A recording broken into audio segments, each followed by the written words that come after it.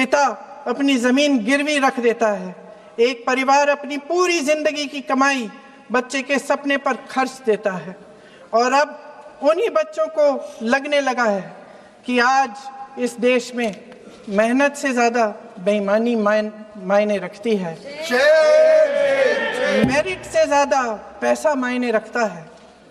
तब सिर्फ एक छात्र नहीं हारता, उम्मीद हारती है। इन परेशान बच्चों ने अपनी उम्मीदें आपसे साझा की।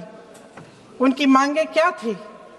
कि पेपर लीक करके उनके साथ जो बार बार अन्याय किया जा रहा है उस पर कार्रवाई की जाए, कि जो सिस्टम उनके भविष्य को कुचल रहा है उसे सुधारा जाए, कि जो माफिया उन्हें घेरे हुए है उसे हटाया जाए, कि जिस मंत्री के कार्यकाल में यह सब हुआ वह इस्तीफा दे, कि उन पर बर्बरता करने वालों पर कार्रवाई की जाए और उसके लिए माफी मांगी जाए।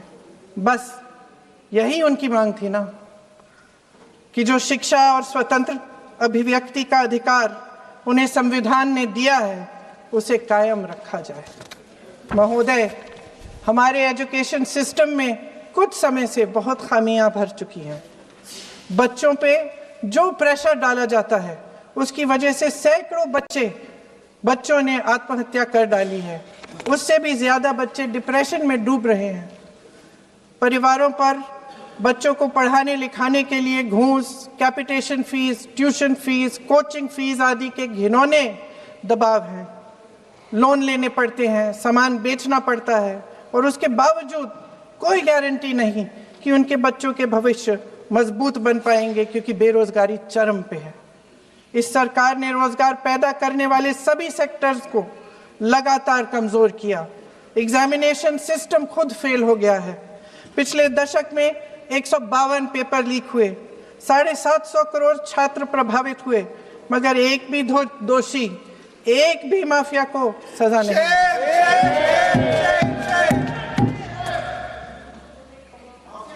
हमारे एजुकेशन में आरएसएस के प्रचारकों को भर भर कर उसे खोखला बना दिया है।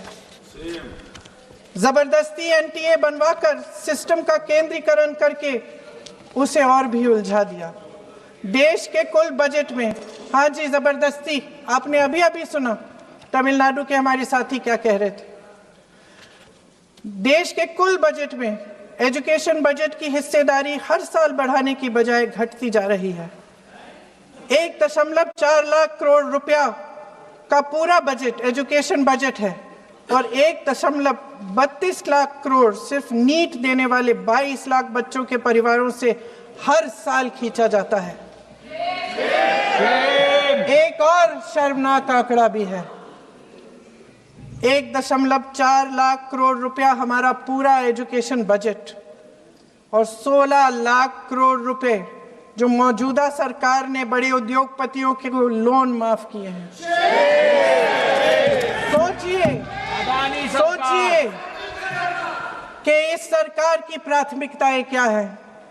सच ये है अध्यक्ष महोदय कि जिस तरह अस्पताल में उस छात्रा की मां का विश्वास पूरे सिस्टम से हट गया है, उसी तरह देश के युवाओं का भरोसा इस पूरे सिस्टम से टूट चुका है।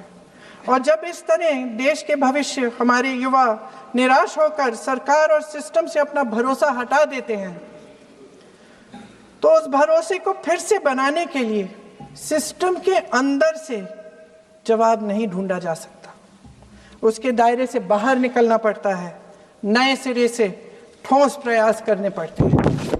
अफसोस की बात यह है अध्यक्ष महोदय कि इतना हो जाने के बाद भी आदरणीय प्रधानमंत्री महोदय जी और उनके साथी इस सच्चाई को समझ नहीं पा रहे हैं। वे अभी भी ये सोच रहे हैं कि पीआर, नैरेटिव चेंज और पालतू मीडिया के सहारे एक बार फिर उनकी नैया पार हो जाएगी। परसों शिक्षा मंत्री जी ने शर्मनाक परिस्थितियों में अपना इस्तीफा दिया, और कल यहीं मकर द्वार पर मेरे सत्ता पक्ष के सांसदों ने जिंदाबाद के नारे चिल्लाते हुए